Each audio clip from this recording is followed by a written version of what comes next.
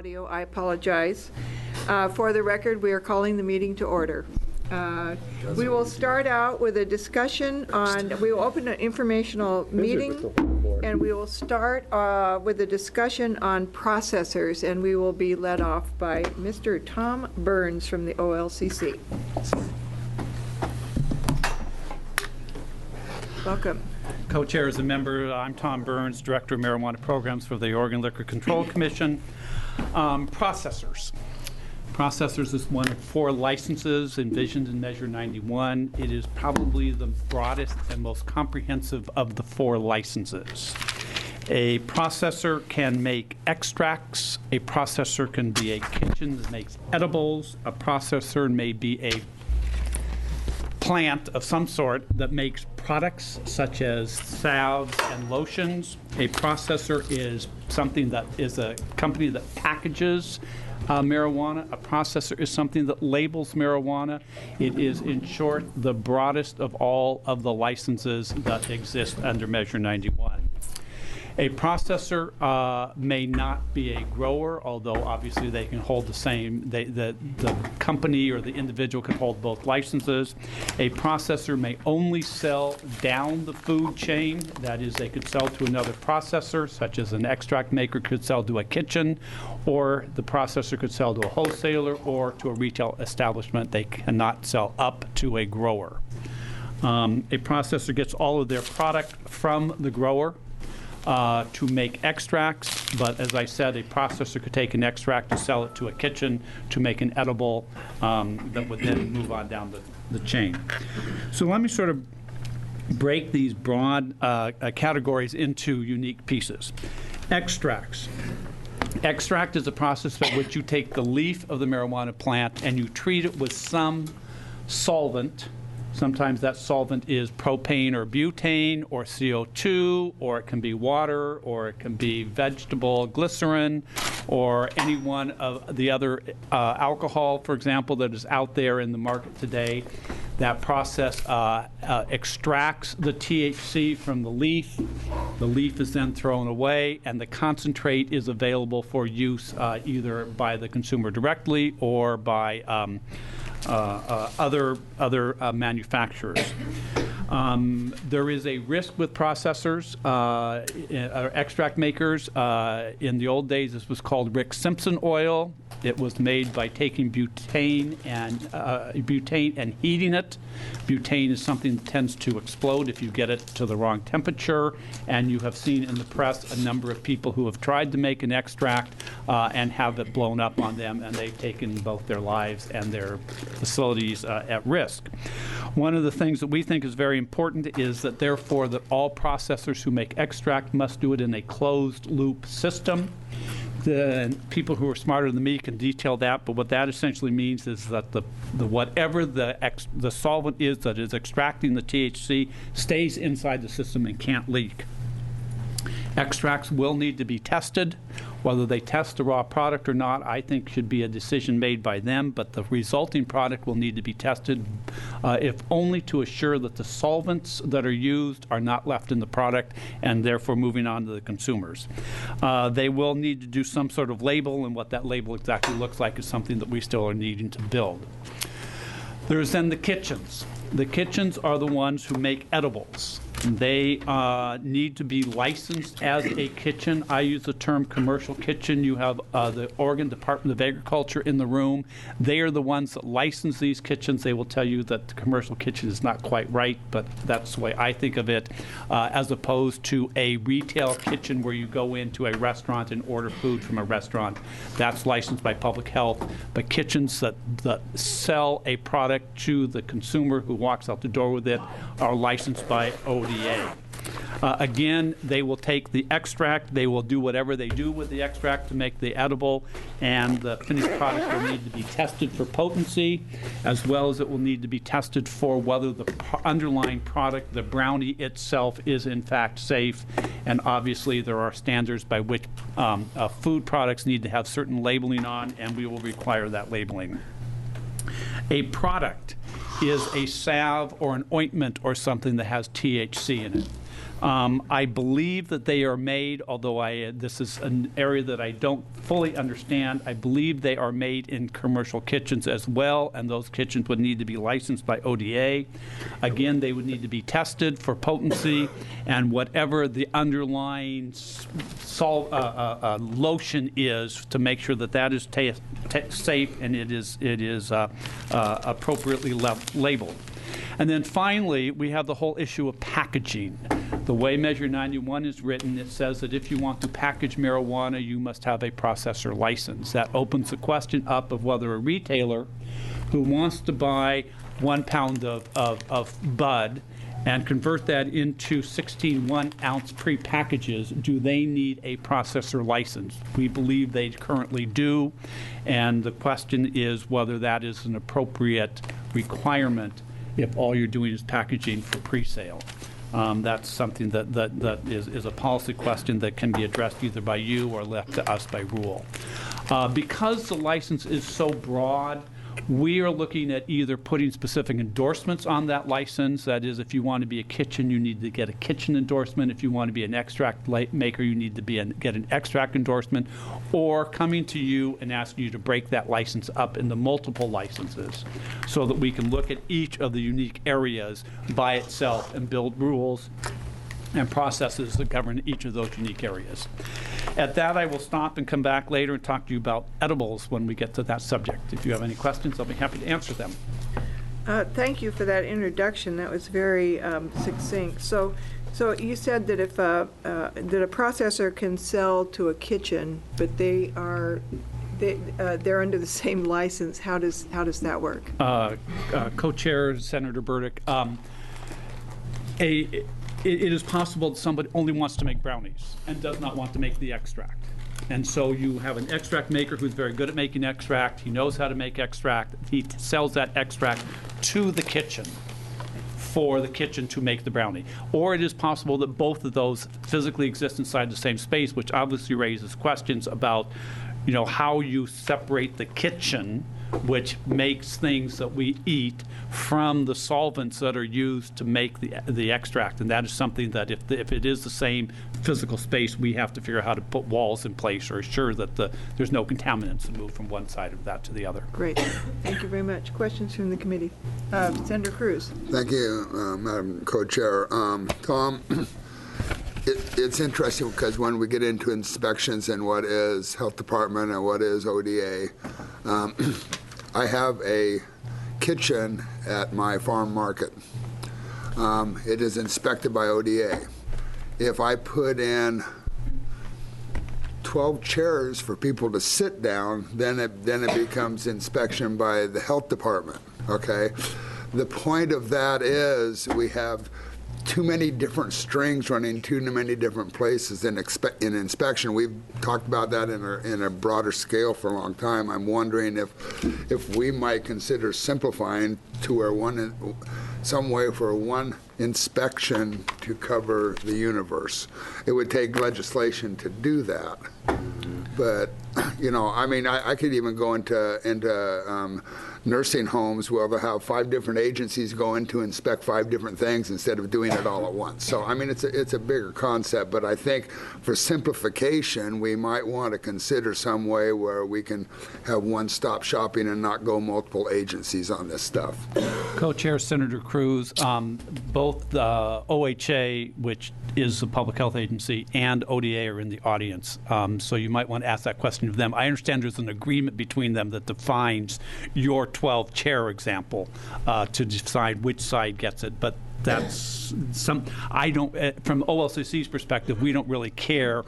Somebody else should decide that the kitchen is safe so that the product that is made can be safely consumed. We would then license them to handle the marijuana side of it. Yeah, I guess, Madam Chair, and I understand that. I'm just thinking maybe we need to take a different look at this whole thing and see if maybe we can design a better, simpler system. Just a thought.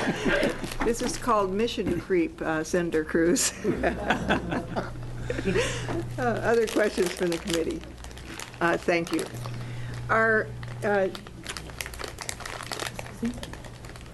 Yes, please. Representative Leininger. So I want to acknowledge that over the course of this last number of meetings, people have come from really long distances to be here and listen in or offer your testimony. And a number of us had the pleasure of going to Williams, Oregon, before the beginning of session for just an unofficial fact-finding mission. And I know that some of our friends from Williams have driven all the way up here for today to kind of witness and hear how things are going with this committee. And so without singling out anyone, I just want to say welcome to folks who've come a long way. Thank you for your input. Welcome and thanks to the people who haven't come a long way but who keep coming back. It's an important process and we really value your participation. So thanks. Thank you for that, Representative Leiner. Okay, our next two witnesses, actually we'll bring all three up, Karen Sprague, Norris Monson, and Don Morse.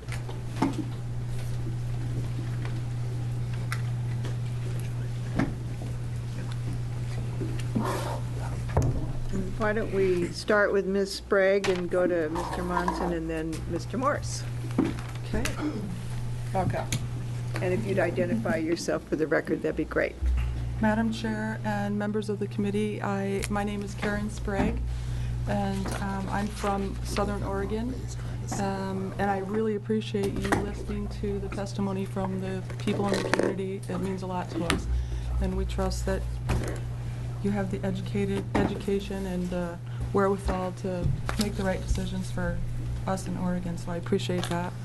I'm a Southern Oregon resident, and my partners and I have launched an extract company called the CO2 Company.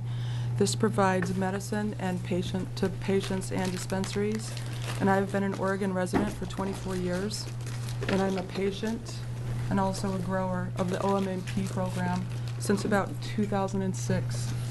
I grew for myself and a couple of other patients, and I started working with the patients and their needs. I experimented making lotions and salves and edibles and concentrates. The community began to reach out and ask me for certain products for certain ailments along the way.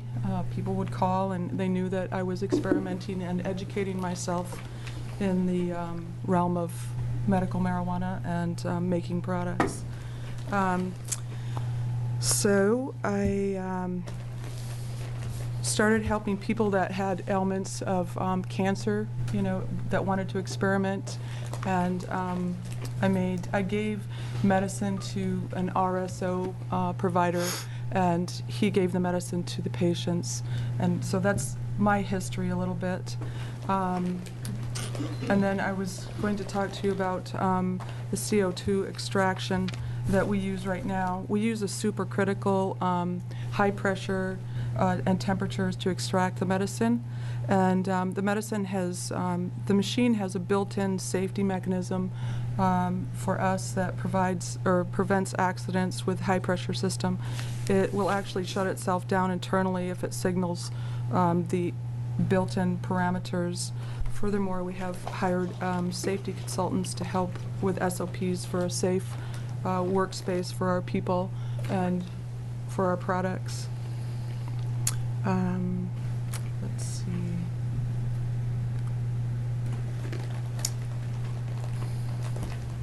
In conclusion, I would like to thank you for listening to us and for letting us be part of this. And I would open to any questions that anybody might have for me. Thank you. We'll wait on questions Okay. till the whole panel has talked. So, Mr. Munson. Thank you, co-chairs Burdick and Lininger and committee members. My name is Norris Munson. I am a resident of Portland, Oregon. I am a cannabis cultivator and extractor. I currently have a facility where we produce CO2 extracted oil as well as hydrocarbon extracted oil. We do so using closed, as Tom mentioned earlier, we use closed loop systems, which means that the gas that we use to produce the solvent or the extracts is recovered at the end of the process. It's not released into the atmosphere. We have implemented a number of safety practices in our facility that we think, along with others, should probably be implemented. We currently have spark-free environments for our hydrocarbon areas. We have spark-free fans, spark-free lighting fixtures, grounded machinery. Everything is professionally made, and Sorry, I didn't have time to prepare testimony today. Currently, looking at the landscape in Oregon, there are a lot of producers that are producing butane extracts and causing a lot of problems in the news. You've probably seen people blowing up apartments, cars, bathrooms, and other public places. We believe that this can be prevented by just implementing simple safety protocols that regulate this process. We think that we should be regulated using whatever the state believes in conjunction with the industry folks, engineers, and others should be implemented. We currently do our best to follow the safety guidelines as we understand them. Thank you for your time. Thank you. And now Mr. Morse. Co-Chair Burdick, Co-Chair Leninger, members of the committee, thank you for the invitation to speak tonight. My name is Donald Morse, and I'm the owner of Sea Green Processors, co-owner of the Human Collective Dispensary, and chair of the Oregon Cannabis Business Council. I'm here to speak of the need to license the manufacturing of all processors of marijuana. The processing of cannabis is the act of taking raw plant material, which has been tested for mold, mildew, and pesticides, and stripping it of its trichomes to produce a concentrated form of marijuana. The stripping of the trichomes can be done with oil, glycerin, or butter, and these concentrates are more often what end up being used in edible products. Stripping trichomes is also done with various solvents such as butane, propane, alcohol, and CO2. The concentrates resulting from this form of separation produce items known as wax, shatter, crumble, RSO, and oils. In most cases, the oils are used in vape pens, cartridges, and what are called drippers. All of the above is done without any rules or oversight. As you all know, Measure 91 speaks of licenses for various sectors of our industry, processors being one of them. We need a license for processing so we can establish a level playing field for all processors, as well as strong public safety measures, and in other words, we need to stop blowing ourselves up. When you read in the newspaper about a garage blowing up or a house catching fire, it is because the occupants who were processing marijuana were processing a concentrate without a closed-loop system. Things like closed-loop systems, fire suppression equipment, and proper HVAC are needed to ensure worker safety as well as public safety. A closed-loop system, for example, will contain the solvents being used, whereas an open-loop system allows the gases to escape, which can easily result in an explosion. Because of these dangers, I would encourage the committee to consider an annual inspection by local fire marshal and specific zoning for processors with hazardous chemicals. All concentrates should have to undergo testing for pesticides, mold, mildew, and residual solvents to ensure product quality in the marketplace. Some feel these tests are redundant. However, any pesticides that may have passed in the initial testing quite possibly could manifest in hazardous quantities after having been concentrated. Rules for packaging and labeling of the end product are necessary. Packaging options range from silicone and acrylic containers to plastic syringes and glass tubes. Regardless of which options are used, these items should be placed in some sort of child-proof, resealable packaging and with proper labeling. The amount of THC and CBD should be clearly marked on the manufacturer's label, as well as the name of the lab that did the testing. No item should ever be packaged or marketed in a manner that would be of interest to a child. The potency of concentrates can run from 30% to almost 90% THC or CBD, depending on the quality of the plant material and the type of solvent used to extract the trichomes. Some have suggested that higher amounts of THC are beyond what is necessary for the retail market. Should this committee entertain the need for some sort of cap on the retail market, it is critically important that medical patients have the ability to access higher level amounts to maintain their treatments. We ask of these things that these things be done because the industry does not have a level playing field and needs one. As you may know, some members of the industry, such as Norris here, in this sector have stepped up to lead the way by joining the Oregon Cannabis Business Council and helping to shape this proposed policy. Thank you, and I'm available for any questions. Thank you, and all three of you, I invite you to submit your testimony for our record. I saw that you had prepared remarks. Maybe you're ready to roll on that, and anything that other two would like to present, we'd love to have on your testimony. So are there questions from the committee? Senator Przansky. Thank you, Madam Chair. I guess I want to kind of go through the processing of closed loop, open loop, and then specifically about some of the different extractions. Regarding CO2 extraction, what type of residue, if any, is on the material once the extraction's taken place? I can speak to what I know of that. I've asked those questions, and they said that there's no residue from the CO2. All right. Are you speaking specifically about residue from CO2? Or? Yes, okay, I'm going to go into the next as to the tains, because that's where I have some issues as to what I've heard, and I know for the reasons why we'd want to be having that testing and for that, but I'm not familiar with the CO2 extraction process.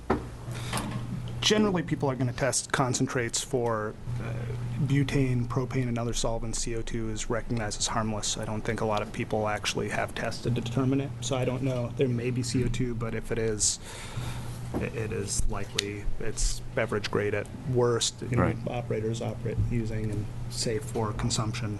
Hard to hear. I Sorry. spoke. Yeah, but just bring the mic a little closer to you. Great, thank you.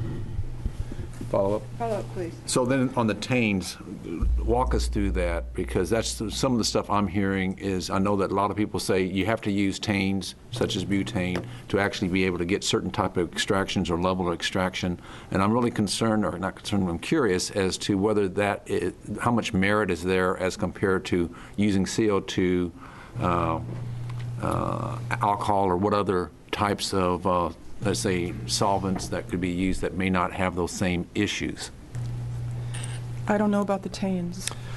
So concentrates produced with whether it's alcohol, propane, butane, any solvent are likely to have some residual solvent in the finished product. Okay.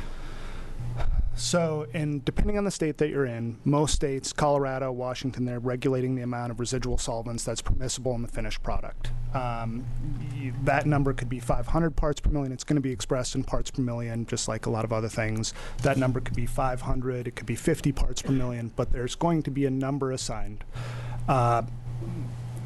While, I'm not a doctor, I can't speak for the health effects of a little bit of residual butane. One of the things that I've heard from a very reputable testing lab from California is that the permissible levels in California generally are accepted at 500. The act of lighting a cigarette or a pipe with cannabis in it probably gives you about 800 parts per million of residual solvent by inhaling that. So it is a concern, should be addressed.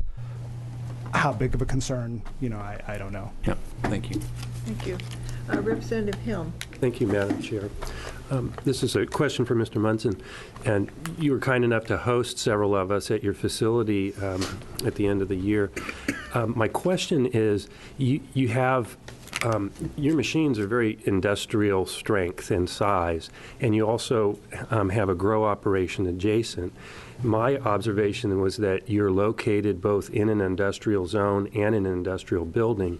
Could you tell us just a little bit about any challenges you've faced in living next door to your neighbors who have other industrial uses, I would imagine, and are there any challenges for them to have you located there? So in my situation, I think it's some of it is going to be dependent on the location you're in and just people's views on this issue. Everybody, I'm sure all of you, sorry, and I should be saying co-chairs. Norris, could you move the microphone a little closer? There. But everybody's got a different perspective on it. I live in Multnomah County. My facility is in Multnomah County. Most people's, if you saw what happened with 91, a very large percentage of people in my county voted yes on this. So my neighbors, they're aware of what we do. They're not concerned or worried about it at all. But in other locales, you might have neighbors that are worried about it.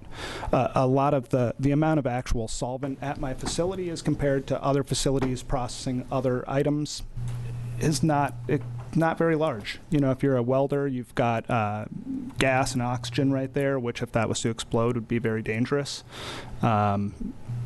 So in terms of my neighbors and my challenges, I haven't had them. I would think what is going to happen going forward is fire marshals are going to get involved more. You're going to have building codes, and you're going to have a lot of just the day-to-day things that, as Senator Cruz pointed out in his restaurant, you're going to have different departments coming, or farmers market, you're going to have different departments coming out to inspect with different concerns, not all the same. So I think that's really going to be the challenge, is meeting the muster of what the fire marshal would like to see, what your local municipalities has in terms of what they want you to do versus your neighbors, because ultimately it's the state that gets to decide what we're going to be doing. So, One follow-up.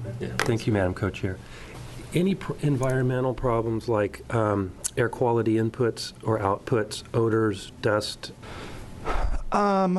You know, in terms of the processing, the dust is pretty minimal. Growing, there's no real dust.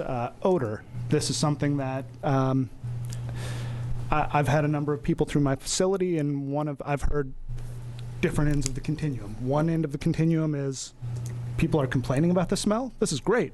The other end is, oh my God, I can't stand that. Get that away from me. So the odor issue, is it a health hazard? I really don't know that there's any science that would say that this is a fact. Might it annoy some people? Yeah, I think that's quite possible. There are methods you can take to mitigate that through using carbon filters and negative pressure to draw air. Imagine if you have a room with a stinky substance in it, you draw all the air through a fixed area, make sure all the air is coming through cracks and not as controlled exit, basically. So you can mitigate this. And yeah, you can mitigate that. Thank you.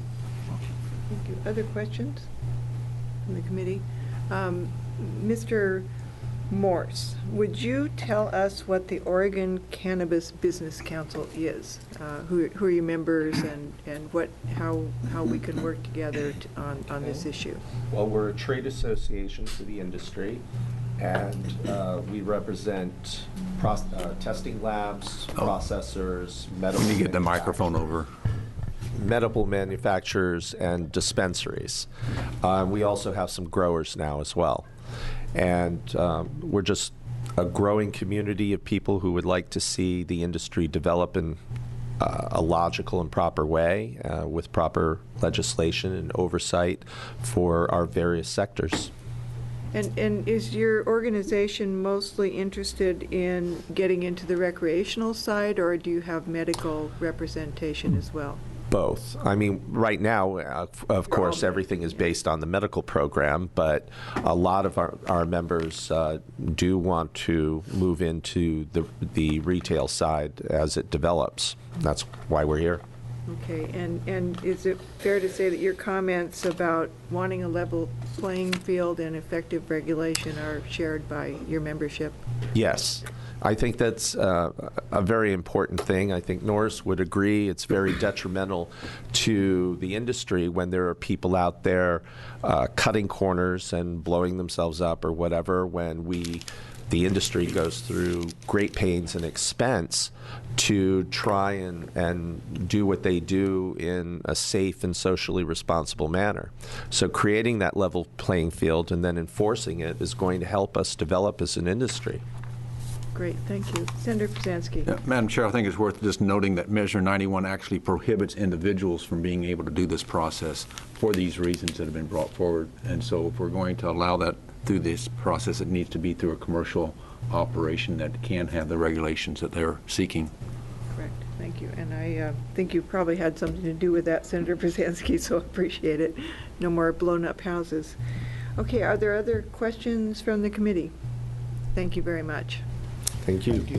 Okay, our next topic is edibles, labeling, packaging, potency, and product purity. Try to say that one fast. And we will start off again with Mr. Burns.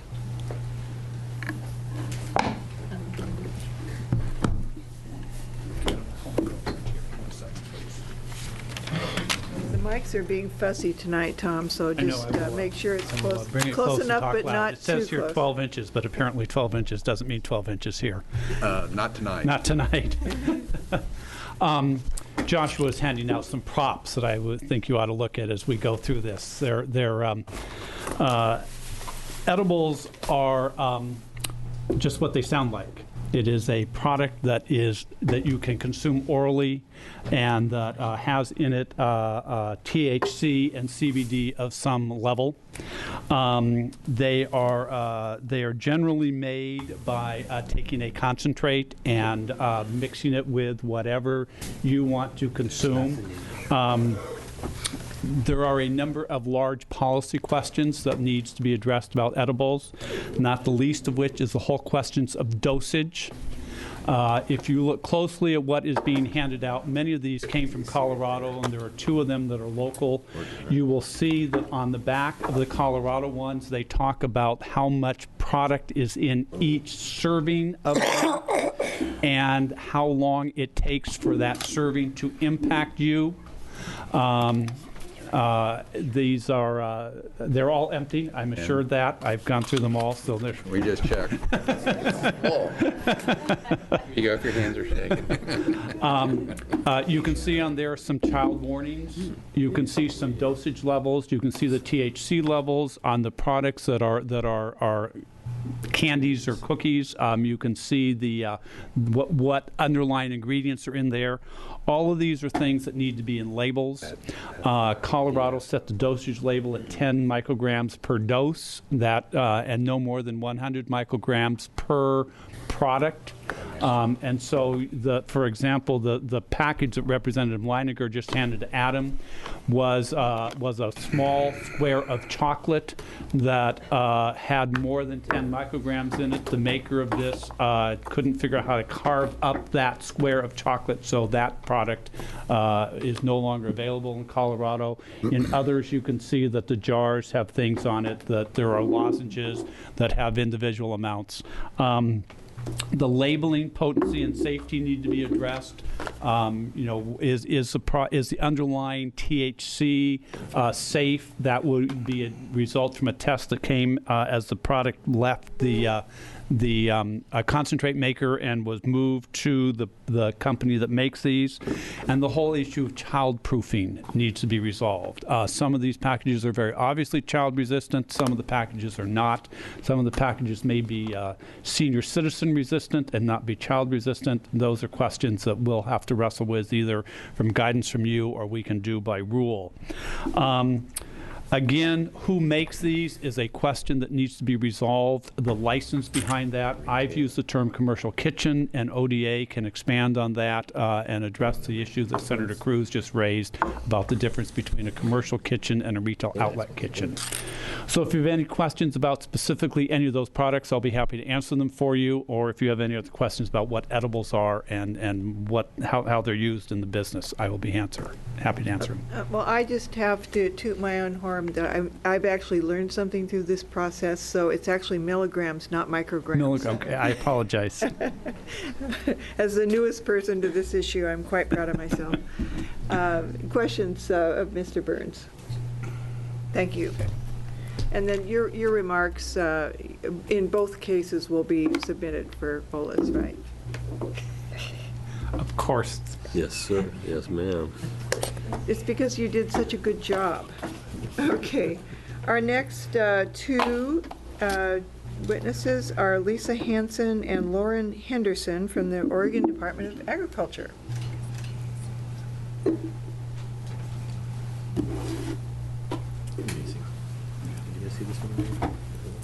Welcome.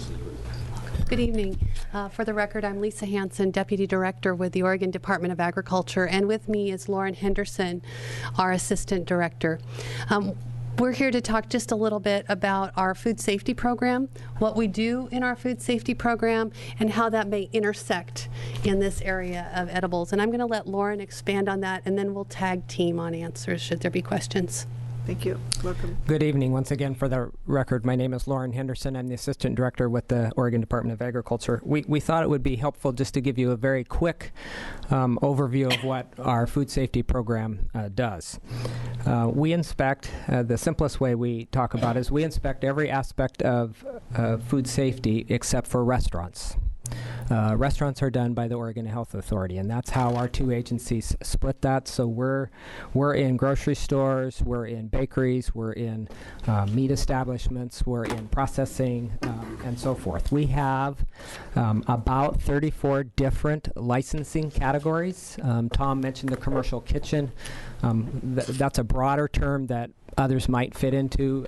Commercial kitchen really is anybody that's producing something that looks like a kitchen and selling it commercially. That could be a domestic kitchen, someone who's producing food out of their own home. We have quite a few of those. It could be something on a much larger scale, and then there's activities that are all in between.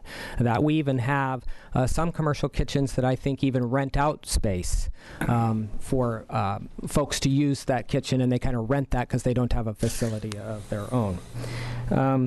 In short, the mission of our food safety program is to help prevent the spread of foodborne illness. It's really that simple.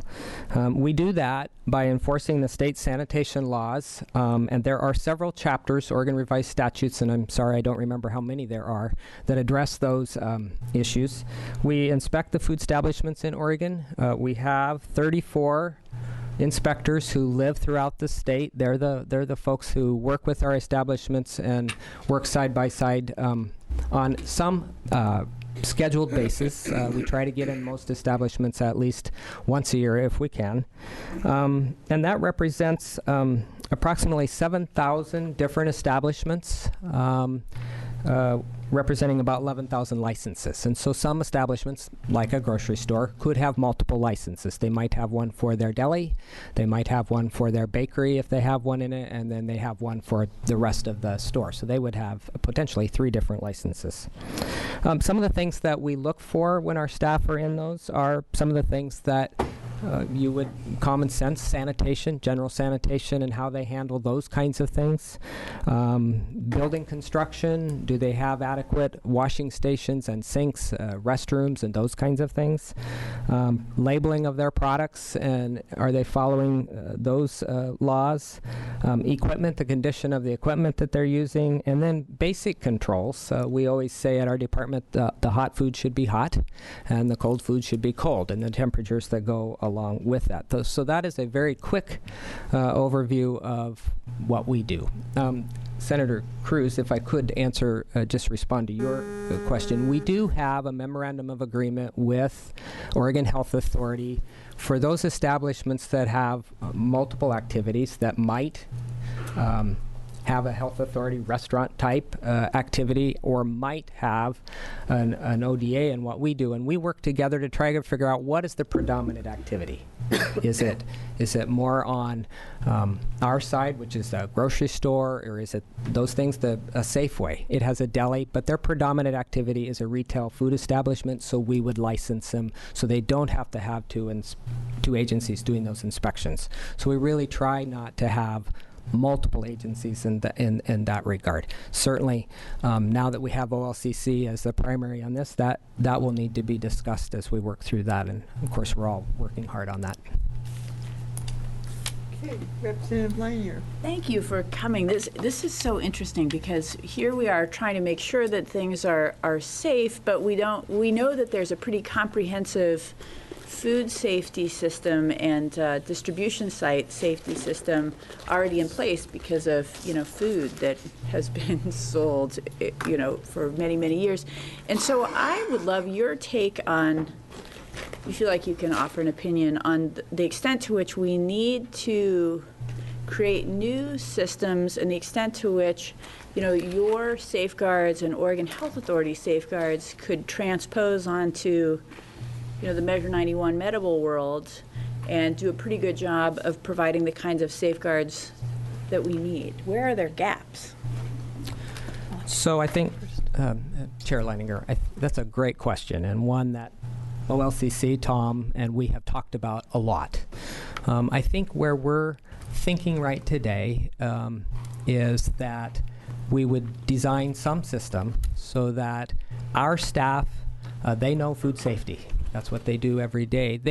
Our staff, ODA staff, they would still be looking for an establishment that is making edibles, that we would look to that establishment. I think one of the first questions we would ask that establishment is, do you have your license from OLCC to do that? And we would look for that. If they did, our staff would look to see that they had an ODA food safety license, and our staff would still do the inspection related to the food itself. Marijuana as an ingredient could still be regulated by the experts, in this case OLCC, for the marijuana ingredient itself. So how would that play out?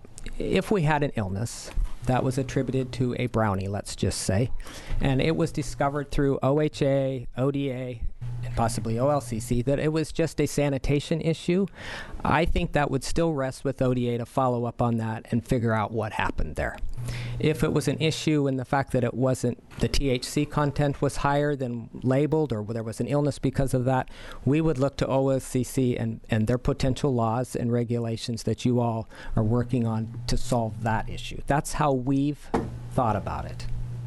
May I ask a follow-up? Please follow up. So that's really helpful, because I think that, as Senator Cruz was noting, we're trying to be reasonable and prudent here, but we don't want to create lots of unnecessary systems or create a whole new universe of the same system housed in one place when we've got that system housed in other places. So thank you for your input. Yeah. Other questions? Did that answer your question, Senator Cruz? Actually, I need to think about it, because what we've set up at this point, just on your jurisdiction, the health department jurisdiction, and whatever Tom's going to do at OLCC, we have a bifurcated system, I believe, at this point in time. The question is it in our best interest to do not have a bifurcated system, because we're dealing, in some aspects, with products that are slightly different. I would say that a marijuana brownie is slightly different than a banana, for example. So I guess that's, Madam Chair, just something we need to think about is there a more efficient way to have kind of a one-stop shopping for all of the sorts of inspections we're going to need inside this program? Senator Brzezinski. What I'm hearing is maybe something a little different. It sounds to me that this isn't the, let's say, annual inspection. What I heard Lauren bring up was, if there was an issue, who was going to basically take the lead in the investigation to make certain it doesn't happen again. So I can see where you would actually want to defer to someone who has more expertise. I was just trying to think if there's something in the way of food products or something that has food with alcohol in it has a similarity of how they would handle that, something, and I don't know if there is anything that would... That was actually going to be my question, because when we were in Colorado, we found out that there is now marijuana-infused wine. So where would something like that go? Double whammy, isn't it? And then some of these products are really, it's hard to tell whether they're it's hard to tell whether they are probably a kitchen thing. How do you determine what constitutes a kitchen and what is outside the scope of something that your regulators would cover? So, Chair Burdick, I think the short answer, and I'll take the last part first, is we have our staff go into the establishment and really figure out what are they doing, what are the activities, and that kind of leads us along the path for how they get licensed or what they're licensed under. Bakeries are easy. Those are the traditional cakes and cookies and pastries and things like that. It does get a little bit complex sometimes with all of the myriad of things that some of our establishments want to do. And so we have to be creative along with the establishments. They're also being creative in what we do. Sometimes they get multiple licenses or licensed in several categories to allow them to do multiple things. And then when our staff are there, they try to take care of the inspection for the whole facility at one time. They don't come back on a separate day because they have a separate license, because it takes their time out of the way of the business too. As far as the example you gave with the wine, I think it was, the short answer is I'm not sure. I think there are some things that may have fallen through the cracks and some items that we really don't have a good handle on, and we'll go back and ask some of those questions about those kinds of things. I think for the most part on the alcohol side it would be OLCC to a point. But Senator Cruz. Yeah, Madam Chair, I mean, it can get complicated easy, and I have another example of that, because our kitchen is licensed by ODA, because we make cakes and pies and cookies and all that stuff. We have located at our market a completely separate business. It's called the Dog House. They do hot dogs, okay? They're licensed by the health department, okay? They cannot bring their pots and pans into our kitchen to clean them because it's separate licenses, which meant that they had to go, because they don't have the kitchen, because it's just a little doghouse, they had to go in town and find somebody who is licensed by the health department and use their kitchen to clean things when they could walk 50 feet into my kitchen and stick them in my dishwasher, and it's not going to kill anybody, okay? I mean, these are the sorts of complications I'm hoping when we get this cross-jurisdictional stuff that we can find some way to smooth the system out, so. Well, if we do our job right, maybe you can just put some marijuana in your hot dogs and that will solve the issue. Probably would increase sales, I suppose. The munchie factor. Yeah. Senator Pruzansky, I kind of intruded on your question there. Did you want to have any more follow-ups? No, I'm trying to, hearing what Lauren was saying, it seems to me that you're going to have this process with OLCC. Someone wants to do whatever the product is, the edible they're going to make. They're going to get a license to be, I guess, a processor or a manufacturer, depending on what they're doing. And then if it's actually food that they're fixing as an edible, they're going to have the standalone license to operate that kitchen. And so it seems to me that they've been working as the two agencies, sounds like pretty well together, understanding that we're going to control the kitchen and everything that goes on there. Just because marijuana is one of the ingredients is there, it doesn't kick it over to OLCC to be doing something else.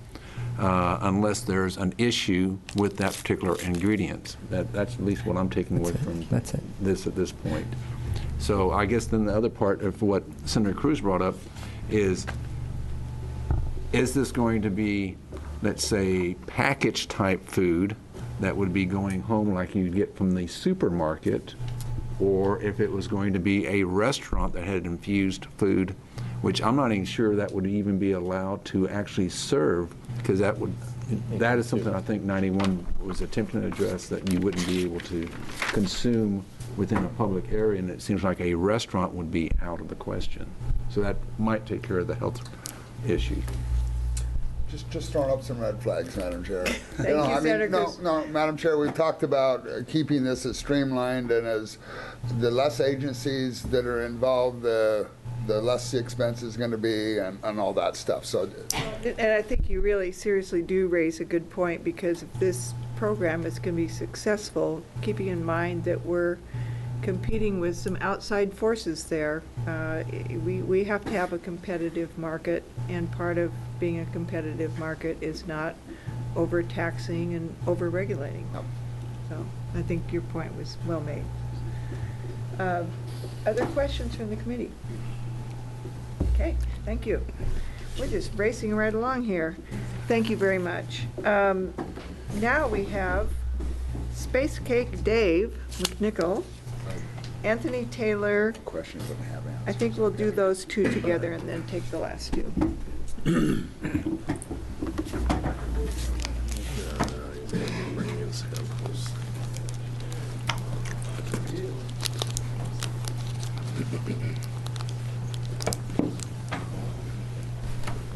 You get the award for the most fun name Oh, well, thank you. in the panel tonight. Point that out. Dave McNichols. Why don't you start, Dave? Okay. Hello, senators and representatives. Thank you for taking the time and inviting me to speak today. My name is David Michael McNichol. I have been producing marijuana-infused edibles for the past 8 years in the Oregon Medical Marijuana Program and the Oregon Medical Marijuana Dispensary Program. I'll keep my presentation brief to allow for as much time for specific questions as possible. Effective legislation in regards to edibles is essential for proper implementation of Measure 91. 45% of Colorado's first-year recreational sales were from edibles. These products need to be produced in properly licensed commercial kitchens with strict regulations and oversight from the state. If this is not done, unregulated, non-tested, at-home edibles will continue to be made without any dosing suggestions or child safety packaging. Edibles are a safer, non-combustible form of ingesting marijuana, which does not require lighting a substance on fire and breathing it through the lungs. When talking about public safety, it goes without saying that providing alternative forms of consumption that do not require smoking would be necessary. When I first met with the state senator a few weeks ago, the first thing the senator said to me, and I could see the genuine concern on the senator's face, they asked, how many edibles would a person have to ingest to receive a lethal dose? The direct answer to this question is it is not possible in any way, shape, or form to consume enough marijuana to achieve a lethal dose. I did not have any scientific facts to respond with at that time, so I looked some up. There has not been a single proven documented cannabis-induced fatality recorded in any medical database throughout history. In order to induce death, a user would need to consume 20,000 times as much marijuana as in one marijuana cigarette. That is roughly 1,500 pounds of marijuana in a 15-minute period. If you were trying to do this eating edibles, you would die from an overdose of salt at 3,000 milligrams per kilogram of body weight, or sugar at 1,100 milligrams per kilogram of body weight, before ever coming close to the marijuana threshold. I'm just going to say that again. You would die from an overdose of salt or sugar before ever coming close to the threshold for marijuana. There is a public misconception that somehow edibles are more powerful or a more dangerous form of marijuana. The key to safely using marijuana in edible form is in proper dosaging. Colorado recently implemented a 10 milligram maximum per serving policy and have had tremendous success with their public safety Try 5 campaign, in which they encourage first-time edible users to take it slow and try 5. Adopting similar THC maximum milligram caps and public education campaigns, combined with the already in place requirements for child safety packaging under ORS 475346, are a solid framework to begin with. In closing, we have two solid examples that have come before us, Washington and Colorado. We can utilize and improve upon policies that have worked and learn from and revise upon policies that did not. Edibles are just as important to Measure 91 as the dried flowers they are made from. As a proud OMMP patient and a proud Oregon business owner, I know that we can show this country and the world just how proud they can be of Oregon and our ability to create sound public policy. Thank you for your time. And thank you. Anthony? Co-Chairs Burdick and Leninger, thank you for the opportunity to once again provide testimony before this committee. Again, for the record, my name is Anthony Taylor. I am appearing before the committee today as a founding partner of Canyon 6 Industries, DBA of Funsome Farms, LLC, headquartered in Williams, Oregon. We offer cannabis-infused products in the form of medicated cookies and topical products. It's hard to know where to begin with this, in a sense. There's such a wide variety of products available on today's market, ranging from the well-known brownie to the more nuanced baked goods, candies, and drinks. It is also important, I think, to make the distinction between cannabis-infused products for medical use and for recreational use. The dynamic here is most patients expect to feel something from ingesting a cannabis-infused product, which is kind of the standard benchmark for most medications. A diabetic certainly feels the effects of insulin. Someone with high blood pressure can certainly tell the difference if they've missed taking their medication for a day or two, and someone taking opioids for pain can definitely tell when they're kicking in. It's the same with cannabis products, but as with any medication designed to mitigate chronic symptoms, after a time you accept that it's working, whether you feel it or not. Patients want a product that is consistent, sometimes condition-specific, such as high CBD products, and not overpowering. Of course, recreational users seek a more intense, longer-lasting effect. Thank you. The infamous marijuana brownie comes to mind. For most people, lesser steeped in the nuances of cannabis medicine. So just to kind of set the stage, I'd like to provide the committee with the rules for packaging, labeling, and testing of cannabis-infused products as set forth in the administrative rules under the dispensary program. And these are them. I start with the definition of batch because in recent revisions to the rules, they added the use of a single strain in their definition of a batch. This is problematic for medical producers, not so much if you're producing a strain-specific batch, but if you're using a homogeneous blend of plant materials to process into a concentrate, it can be problematic because it requires you to cite a strain when you take your product to the dispensary. So you got to kind of pull something out of the air if you've used that homogeneous blend. Finished product means that that's what medibles are considered under the rules, limited, but not limited to edible products, ointments, concentrates, and tinctures.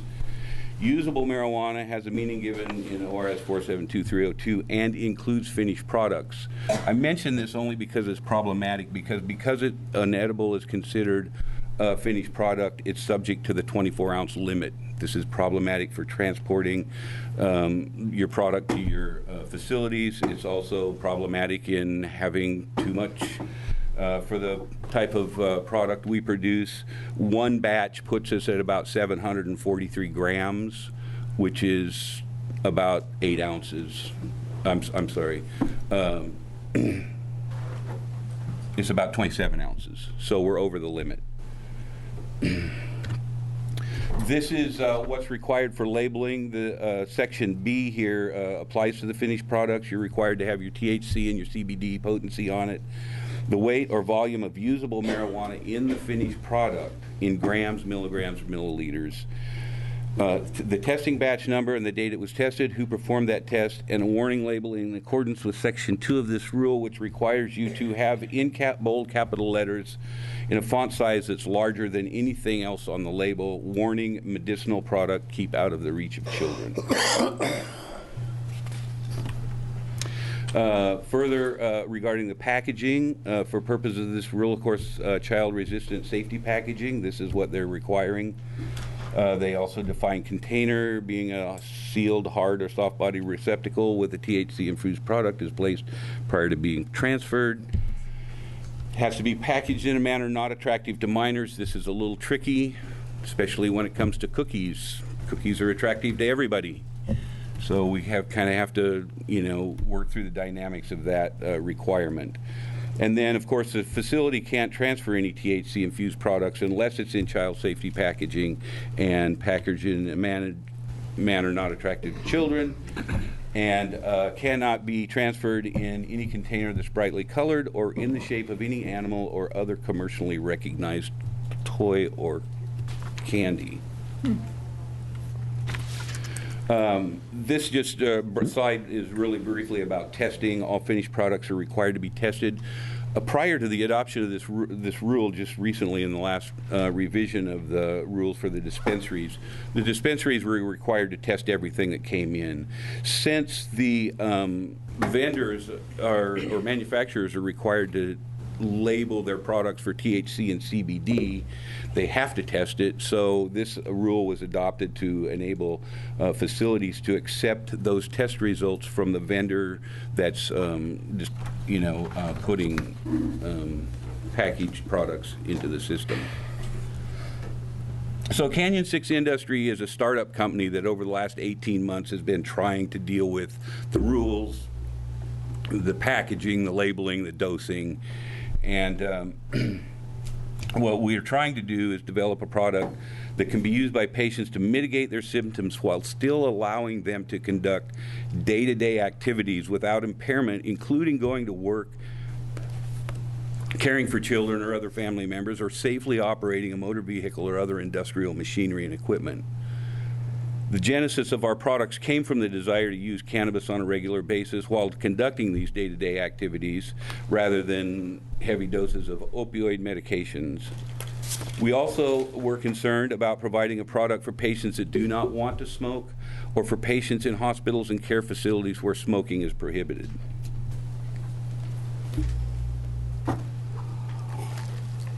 Perhaps the most important question we had to answer in this process what's a standard dose for a human? And most of the data suggests that a dose of about 15 milligrams is an appropriate dose for a single individual seeking to maintain a certain level of cannabis in their system for chronic conditions without impairment. As was mentioned earlier, Colorado has recently adopted a single dose to be 10 milligrams. As with all medications, the effect wear off, and so it was determined that a 15 milligram dose could be taken every 6 to 8 hours without a noticeable impairment. So even among regular patients, this has taken some educating about the efficacy of a low-dose medication versus the larger doses typically associated with these products. And there is a distinct difference between medicating and baking. And it is a distinction often confused even by our own community, and it's a distinction we've had to train dispensaries to explain to their patients that, look, you may not feel this when you ingest it, but rest assured that the amount of THC in this product will titrate your levels to mitigate your symptoms. So the next question we had to ask ourselves was how to safely package our product and establish guidelines for its use.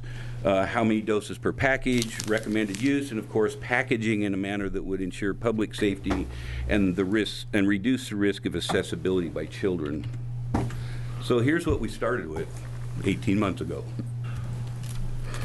2 cookies, excuse me, 2 cookies in a simple plastic bag, a 4x4 bag.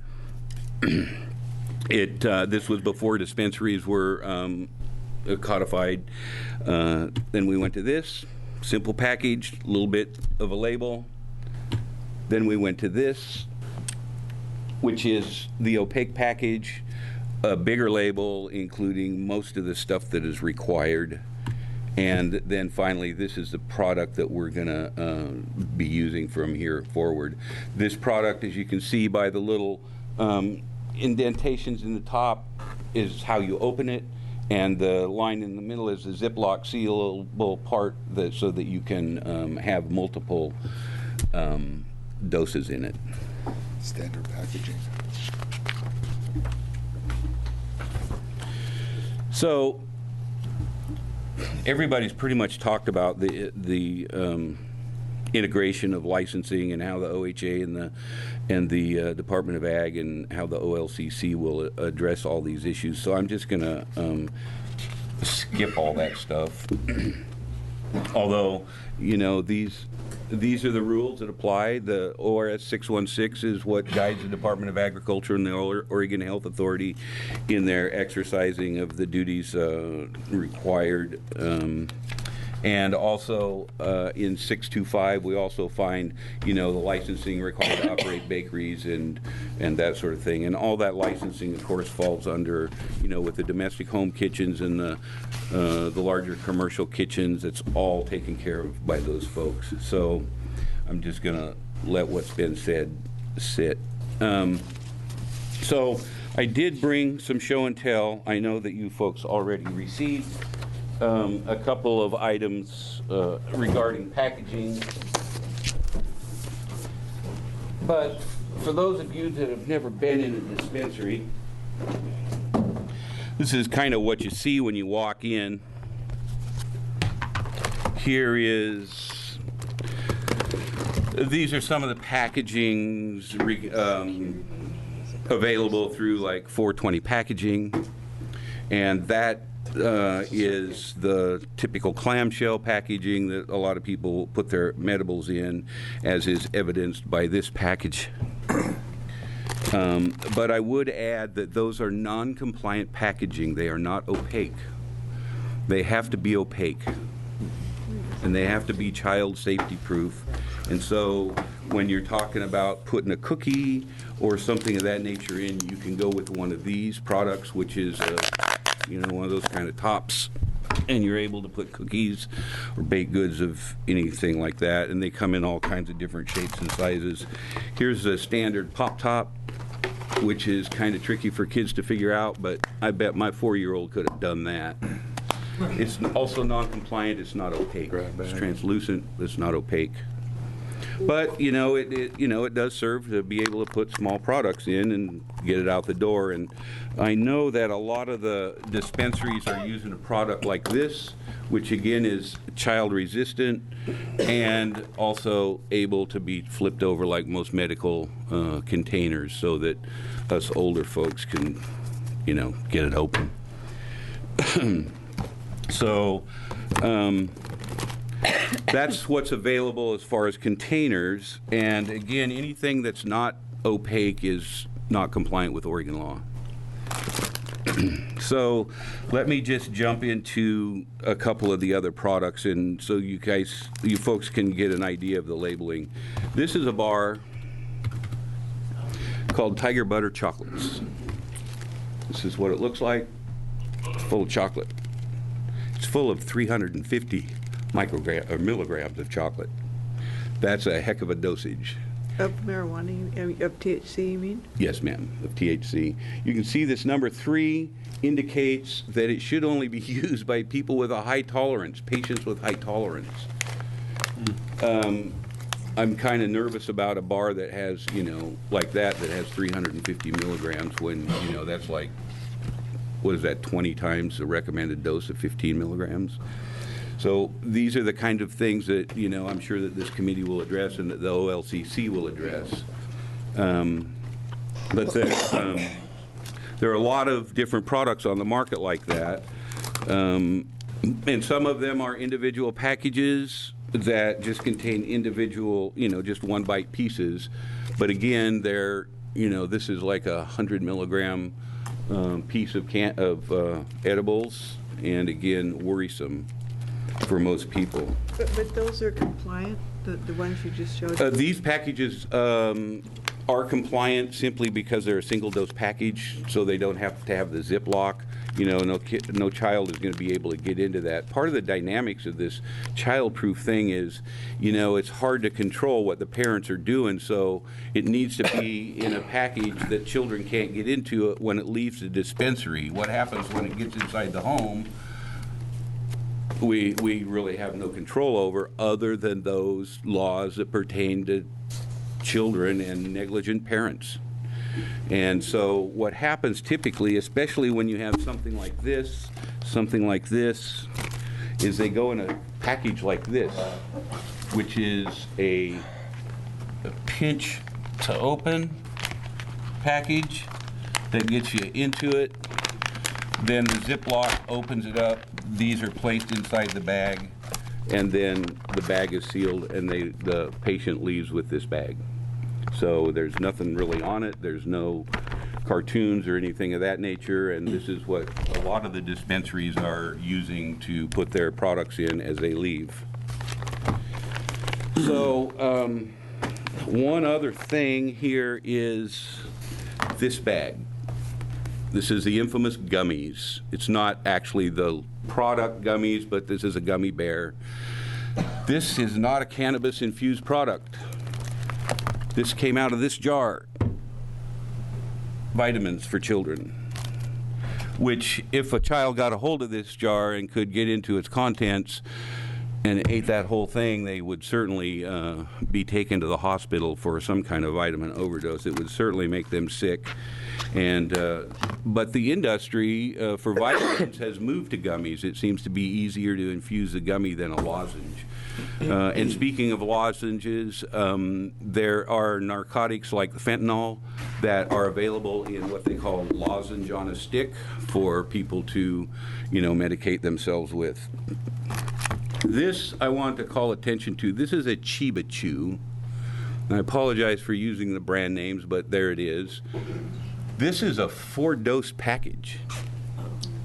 So this goes back to what was mentioned before about this people trying to get a small enough thing for just 10 milligrams and be in a single dose.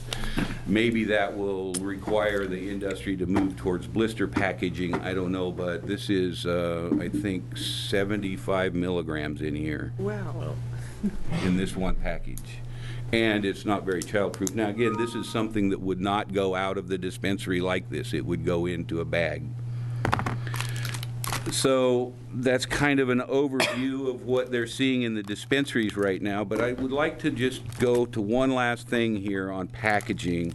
This is a package of Macaroon Crunch by Nature's Path. It's organic, and it goes to the part of packaging and labeling that the medical marijuana community is not taking into account right now. And that's the rules required by the Department of Ag and all the packaging rules that go along with making a product that gets put on the store shelves to be consumed by the everyday Oregonians. It requires, and I can't imagine that it wouldn't also apply to these packages, it requires nutritional facts. It requires that you disclose how much vitamin A, C, calcium, and iron are in the package. It requires you to list the ingredients in the order of the most in the package. So if you have 2 cups of flour, 1 cup of sugar, a half a cup of molasses, that's how it goes. Flour, sugar, molasses, then your spices. And you also have to put a notice on there that it may have been produced in a facility that also uses nuts, soy, those kind of allergens. And in the case of a package that you are making a claim that it will help you get better, you have to have an FDA disclaimer, which I believe is right there. These statements have not been evaluated by the Food and Drug Administration. This is not intended to diagnose, treat, cure, or prevent any disease. So all of these things are required to be on a package in the state of Oregon, and the people that are producing these types of products are inspected by the Oregon Department of Ag and also the FDA, and they can come in at any time. There's wild kind of rules that apply. For instance, if a processing plant like this receives a shipment of flour and they've got a pallet of flour on the truck, but in the front they've got another pallet and it's got lacquer thinner on that pallet, they have to refuse the delivery of the flour because they're 2 products that are not supposed to be combined. So all these sorts of small rules, big rules that apply to normal manufacturing of these types of products that Oregonians are going to eat, are kind of being ignored at this point by the medical manufacturers. So your point is they're not complying with these requirements? That's correct. Okay. Now, I'm not, as this committee may know, not one to advocate for a lot of rules and regulations, but I can't see any reason why these rules and regulations wouldn't also apply to the manufacturing of these medibles. I don't want the liability, excuse me, of somebody ingesting one of my products and coming back after me because they overdosed or they drove their car into a tree or whatever might happen. So I would advocate that these rules, are integrated into dealing with medibles. I certainly can't imagine that the OLCC would not would allow, a medible of this nature, even though it's compliant with the rules of the dispensaries, to be sold in their stores. Because?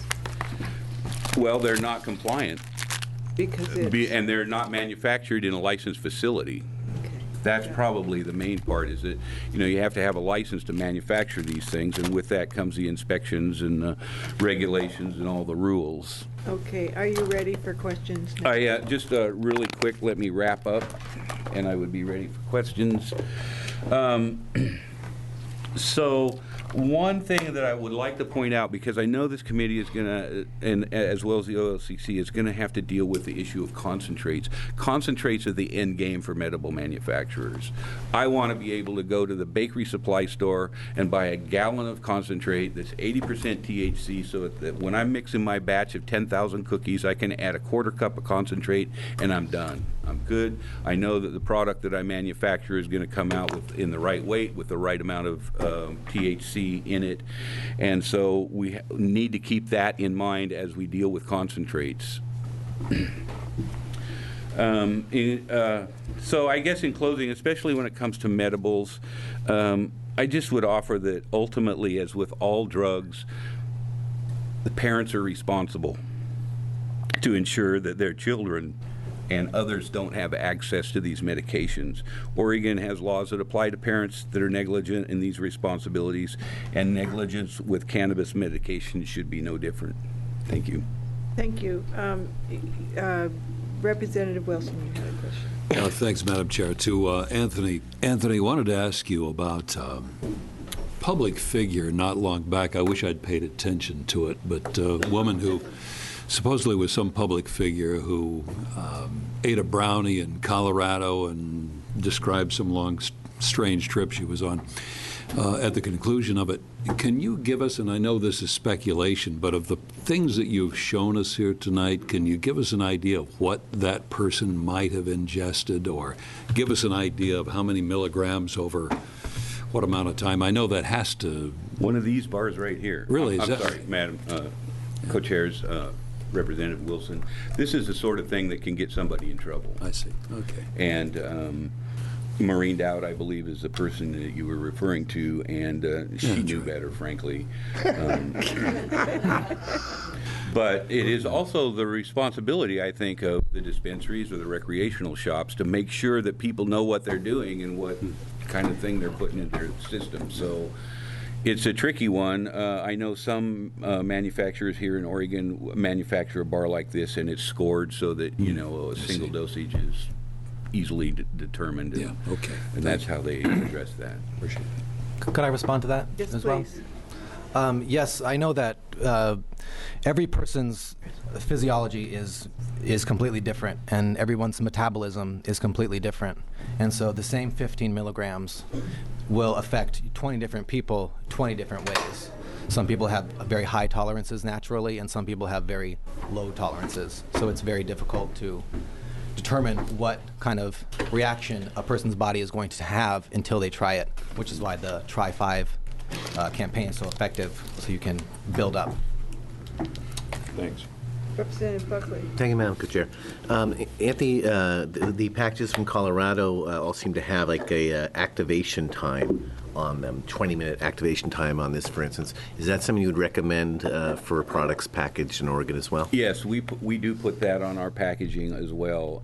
It is helpful for the people that don't have any experience with this, and again, it's implicit, I think, upon the dispensaries to make sure that people are aware of how long it takes to kick in. You've got to give this some time. All my patients, I say, look, you want to start slow. Start 5? Try 5, yeah. Try 5.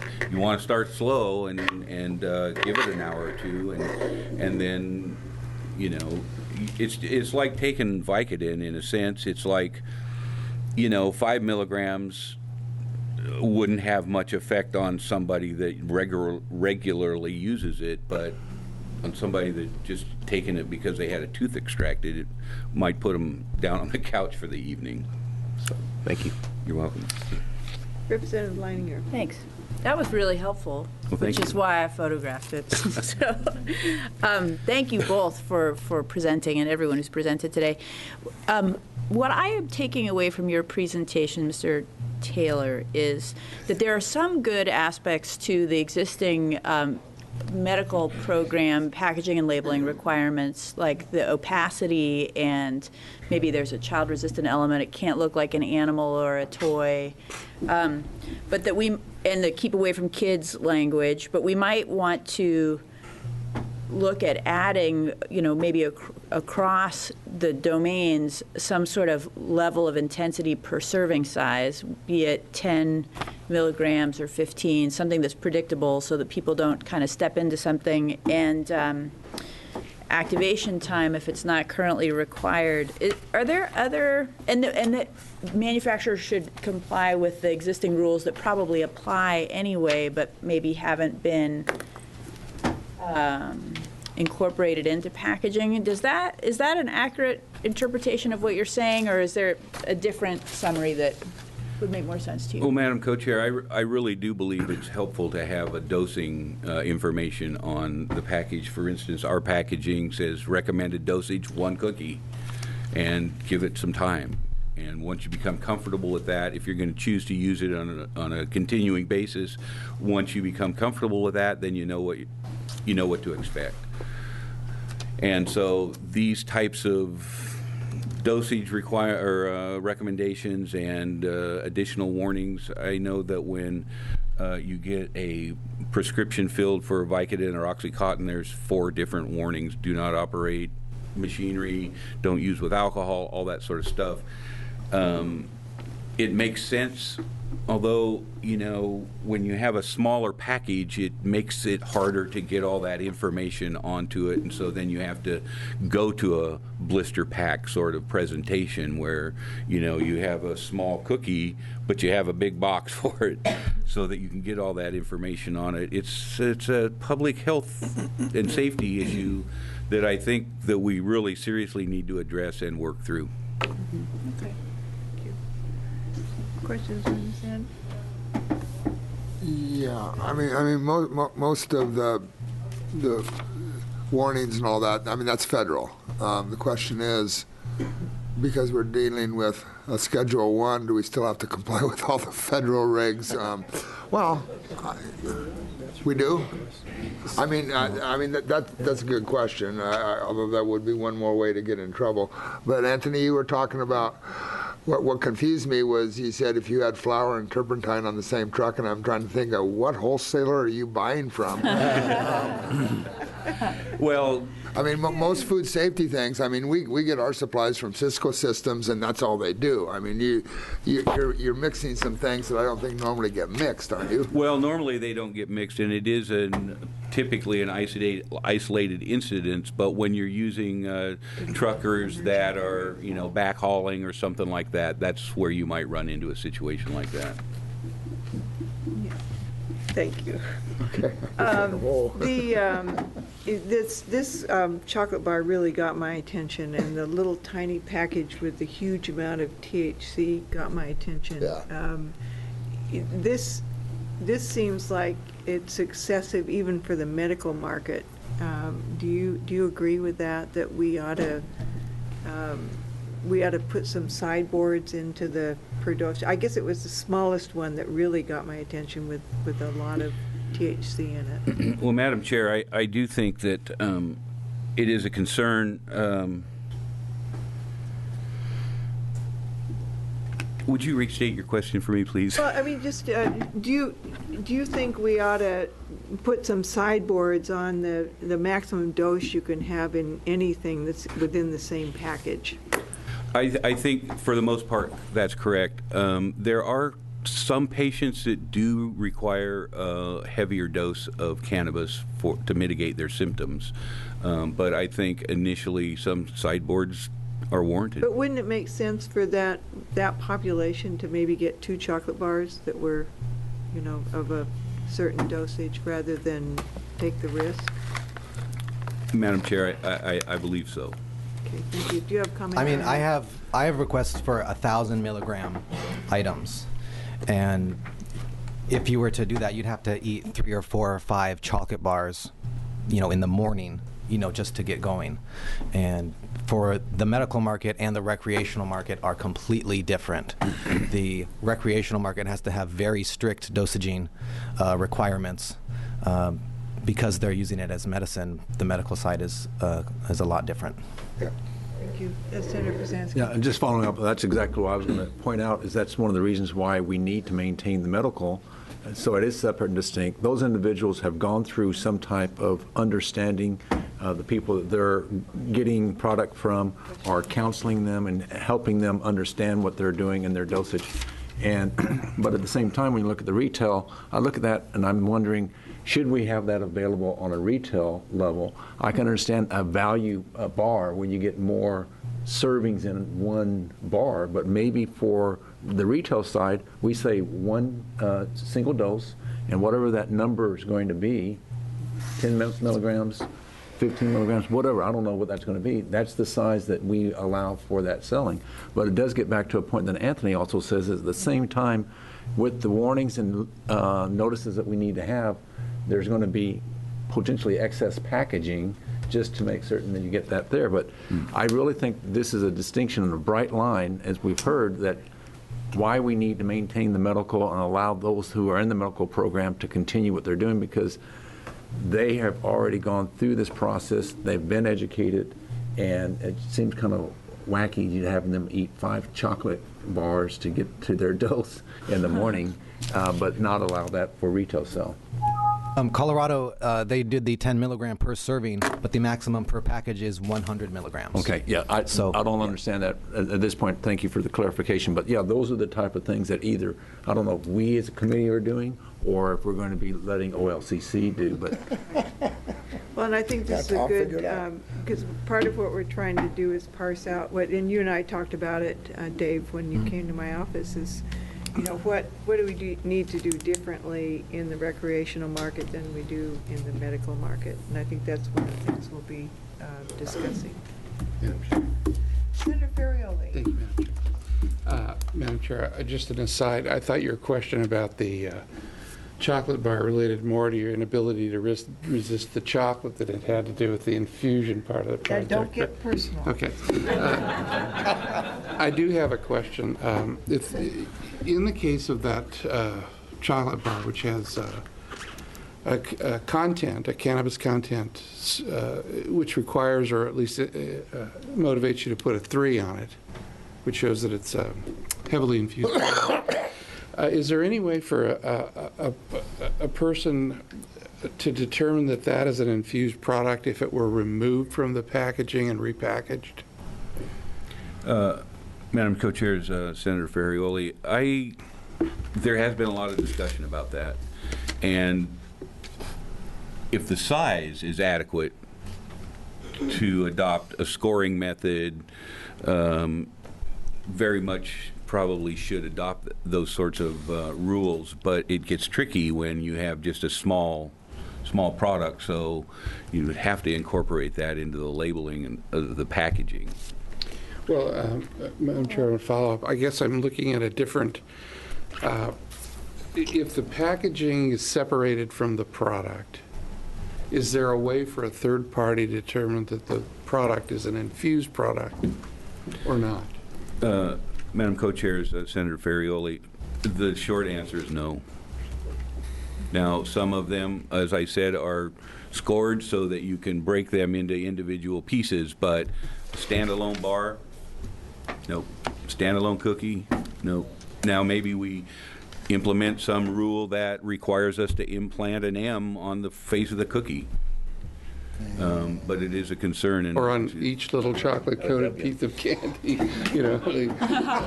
Well, somebody's already thought of that. I appreciate any direction you could give us in, you know, in helping people determine if the product got separated from the package, just on, would there be a visual cue? Would there be any kind of indices that would allow people to say, oh, that's something I should keep out of reach of children, or maybe put in a controlled environment? Because there it is. It's got this indicator, whatever that is. Thanks. Thank you, Chair. Representative Wilson. Thank you. Wanted to ask the panel about the effectiveness of scoring. I think we've all tried to break a chocolate bar along the score before, and sometimes it's accurate, sometimes not. But for the sake of this argument, let's talk about it being reasonably accurate and breaking the way it's supposed to. Is that a fairly accurate way of dosing? I don't feel that it's the best way when you can make the product a lower dosage product. And instead of having a chocolate bar broken up into 12 pieces, why not have 12 little pieces of chocolate? So I don't see the scoring as being effective. I see that people will ignore the scoring and just eat the entire thing anyway. That's It's the chocolate. What happens? It's the chocolate. It's very addictive. Thank you very much. It's been very helpful. Thank you. Okay, our last panel tonight is Ellen Ford and Jean Wilson to talk about infused topicals. That's the issue. No, not even. Okay. I'm sorry. If we can get our seating correct here. Good evening. I am Ellen Ford, and our company is Clear Creek Botanicals, and we are here tonight to represent the Oregon Infused Topical Association. And I'm Jean Wilson. I am Ellen's business partner. Madam Chair, really appreciate, and committee members, really appreciate the opportunity to come here tonight and present to you. Thank you. Topical products are kind of the stepsister of the marijuana industry because we take a product that gets you high and we make it into something that doesn't. Our products include hand lotion, body lotion, facial lotion, healing oils, and salves. There's two reasons why our products don't get you high. First of all, they are applied topically, just like any other health and beauty product. The skin is a marvelous container for our body. It only lets a certain amount of things through it. So, for instance, water molecules are too big to pass through our skin. And topical products, most lotions run 60 to 90% water. The second reason why our products don't get you high, is because of the small amount of THC in the products. Each member of our association has tested their products in accordance to the medical marijuana laws. And we found that after we're done processing our products, the THC in them ranges from 0.3% to 0.6%, far less than the 1.5% that is determined by the National Institutes of Health for smoked marijuana to get you high. So they're applied topically, and the amount of THC is pretty much negligible in them. Excuse me. What we are proposing to do is to extend the distribution system for topical marijuana products outside of the OLCC network of stores. We feel that to limit sales to the OLCC stores would be a disservice to both Oregonians and to the state of Oregon. So you're thinking, wow, that's a pretty strong statement that we just made. How would it be a disservice to Oregonians?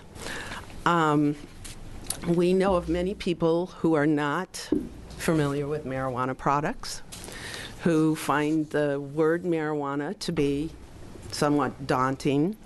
They would never think of going to a marijuana store for any reason.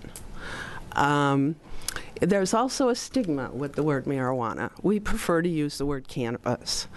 But if somebody saw somebody going into a marijuana store, their boss, a church coworker, a fellow church member, it could be embarrassing to them.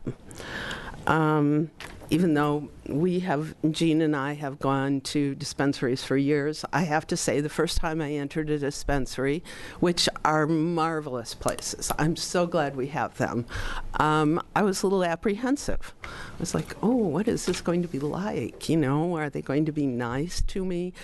They were absolutely delightful, and they explained the products quite well. But I understand if that is just too much of a barrier to entry for people. There's also going to be limited shelf space in the OLCC stores.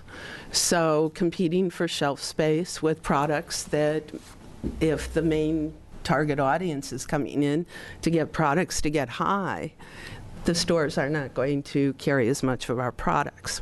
So what we are proposing is to expand the sales distribution for topical products outside of the OLCC to alternative medical clinics, such as the chiropractic's office, naturopath, massage therapist, to grocery stores, to health food stores, to farmers markets, perhaps even in-home parties, much like Avon.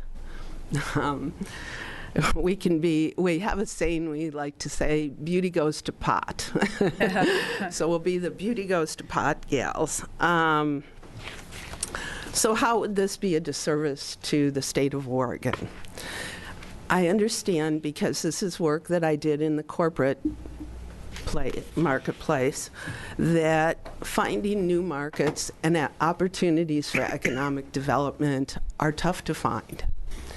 And if you'll excuse my pun, this is a homegrown opportunity. Last year, if I extrapolated all of the figures correctly, Avon sold about $10 million worth of product here in Oregon. The product was not manufactured in Oregon, it was not processed in Oregon, it was not packaged in Oregon, and all of that would transpire here with local ingredients. So I feel that it is a huge opportunity for grassroots cottage industry to grow in Oregon, which then would bring revenue. We would be very happy as topical makers to comply with all the regulations in regards to growing the cannabis. We would register just like everyone else, every other grower would, or we would purchase from a registered grower. As for processing, currently, Jean and I use a friend's commercial kitchen simply because we wanted to have the assurance that we had everything very clean for our products. But if you look at the lotion industry throughout Oregon, they are under FDA regulation, and they are not required, frankly, to do much of any testing. They have labeling requirements, which we will comply with.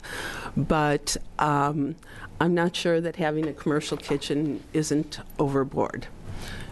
Because we will, at the end of the process, after processing, test for THC, for mold, for pesticides, heavy metals, just the same as everyone in the industry does.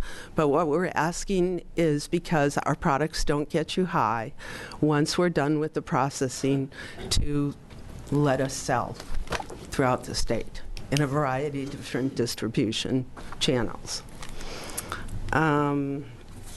Let's see. In conclusion, I'd just kind of like to wrap it up that infused topical products containing less than 1% THC cannot get you high, yet they may offer therapeutic relief for a variety of illnesses while providing economic development opportunity throughout the state.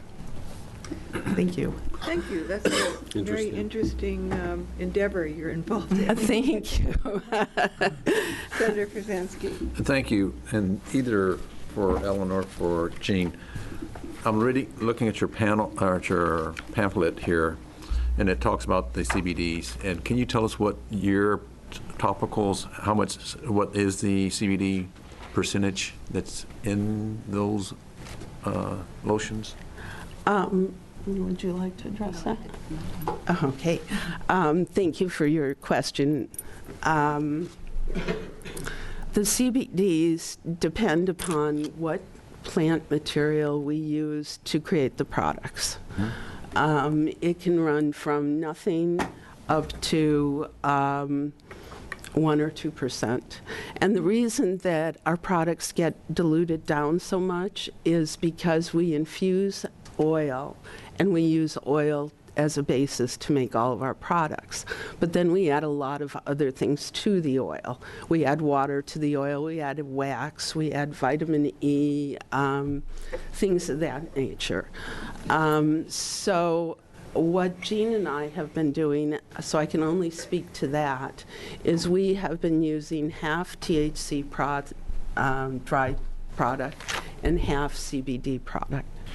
So when we start out, the THC in our dry product is about 18%, and the CBDs have tested out at about 13%. When we're done making the product, the THC is about 0.4%, and the CBD is usually about 0.8 to 1%. Okay, follow up. So there's other, let's say, individuals making lotions and stuff that are using industrial hemp and seed there, and of course we know that that has little to no THC.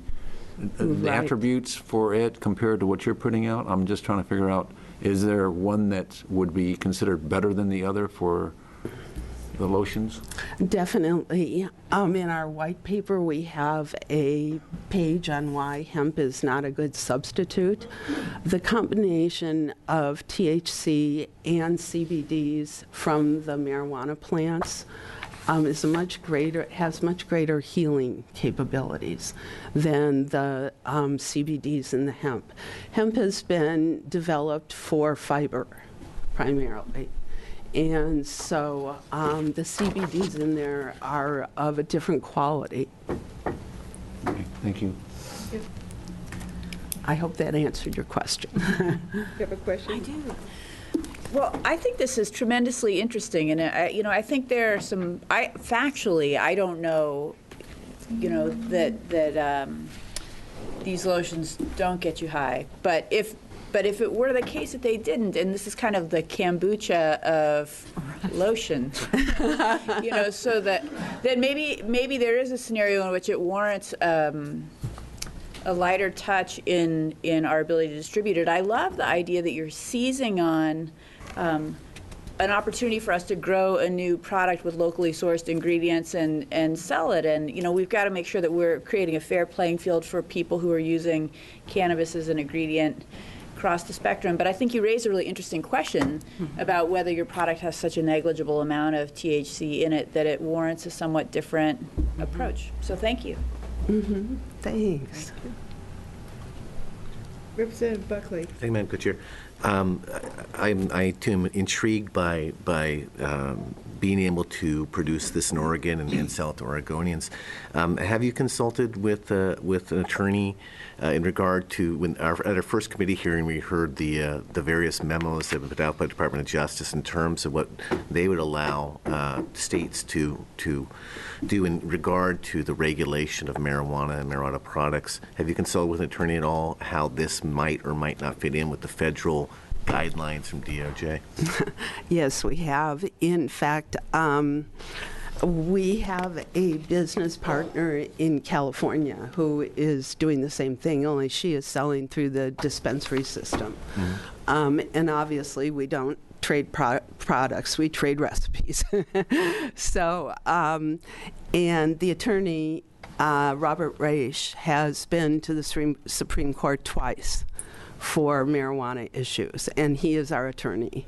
And we said, but, we decarboxylate the product, so you couldn't get high from it unless you utilized some process to wash the THC off, which is what we do. We just soak it in oil.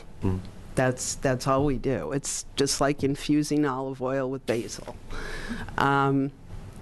And as we laid out our proposition to him, he said, does it have marijuana in it? And we said, yes. And he said, then no, you can't take it over state lines. No, you cannot sell it at, outside of your state. And within your state, you need to comply with the laws of your state. So thank you for your question. Thank you.